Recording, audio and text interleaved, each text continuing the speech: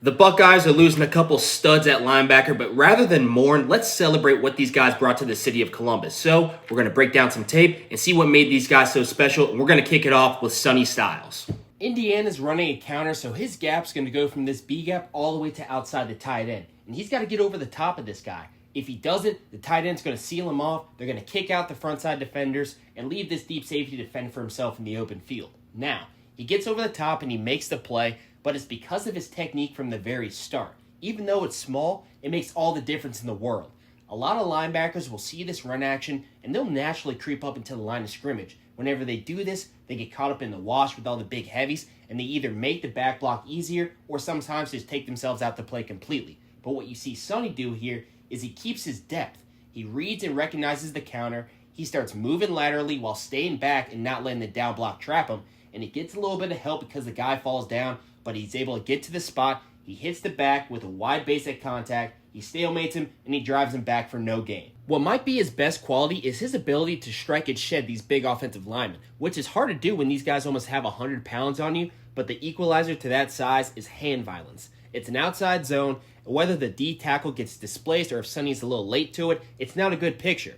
Both the O linemen have leverage, and if they keep it, the ball's going to be out the gate. But Sonny's able to regain leverage by showing what we call a great example of hat in hands. He delivers a strike, he gets extension, he doesn't allow the lineman to get into his pads, then with a quick arm over, he regains his leverage, and he finishes forcing the ball going backwards. And you see this over and over again whenever you put the tape on. It's a strike, it's extension, then he sheds off the block, and he gets to the ball. He's going against another counter here, but this time he's going to have one of the pullers working up to him, meaning he's one of the front side linebackers. As a backside linebacker in counter, you usually have to be a little patient, whereas on the front side, you've got to go be aggressive. So instead of staying back and letting the lineman gain momentum, he's going to come downhill, meet iron with lead, and when he does this, there's no worrying about spilling or containing the blocker. You just stuff the ball at the line of scrimmage. Now, he doesn't make the tackle, but he makes the play. He puts the offensive lineman on his back, and the troops rally to make the tackle. And as a former safety, he's got a natural feel for route concepts. He's dropping as a hook, and there's a bunch of window dressing in front of him with the mesh concepts and all that, but he doesn't bite on anything. He stays in his zone, and he doesn't get out-leveraged by this route coming from across the field.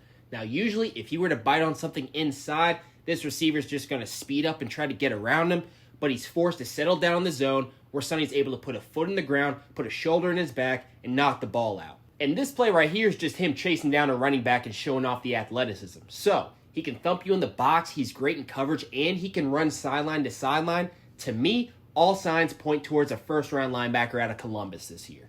Now, Arval Reese brings a different set of skills to the table as a linebacker, but his most valuable skill is his ability to rush the passer. And he can throw the whole kitchen sink at you as far as what he does to an offensive lineman. He's got the strength to go right through you. Here's just a straight bull rush. He long arms the tackle and collapses the pocket for a sack. Then after he hits you with that power move, he can add in a little bit of finesse.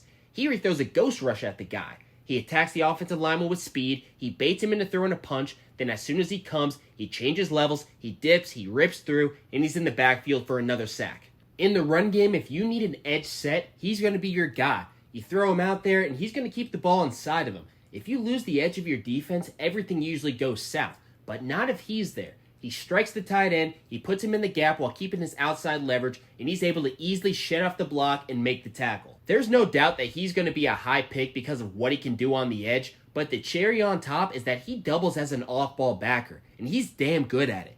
Washington's under center, which is a big outside zone indicator, and with his instincts, as soon as he sees those linemen moving sideways, he's already coming downhill. He beats the guard to the spot, he reduces his surface area so he's not thrown out the gap by a shoulder pad, and he's able to stack back to the running back and help wrangle him down for a tackle. And if all that's not enough for you, just know that at 6'4", 240 plus pounds, he still has the speed to chase down just about anyone sideline to sideline.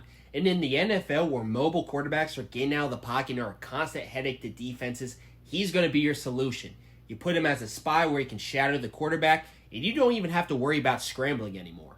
He plays spy better than anyone in the entire country. He jabs at the guard, he buys his block with his presence, and he gives his teammate a one-on-one matchup with a tackle on the outside.